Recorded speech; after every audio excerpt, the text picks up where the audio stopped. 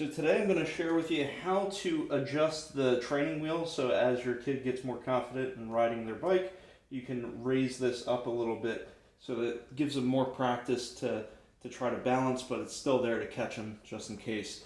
So the first thing you want to do is remove this. So you can come down here.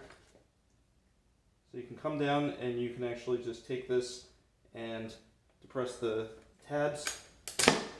That comes right off.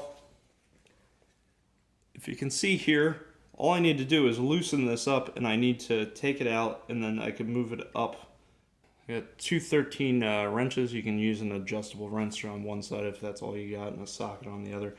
But effectively what I'm going to do with this is I need to hold one in place and the other in place at the same time. So you got one on the front, one on the back, and what you do is basically you can squeeze them together if they're hard to get loose getting. Once you get it loose, you just need to hold the one on the back from moving while you're moving the one on the front.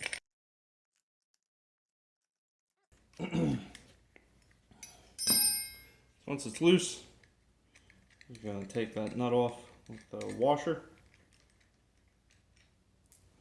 You're going to go and select how high up you want to go. At the beginning, when you're just learning, the wheel's all the way down in this position. And as they are trained how to not rely on the wheel, you go higher and higher. So I'm still going to put it back here just because we're working on it, but effectively put the washer back, put the nut back, and we're going to tighten these back on. I'm going to hold that there, hold it in place. We're just going to tighten this up.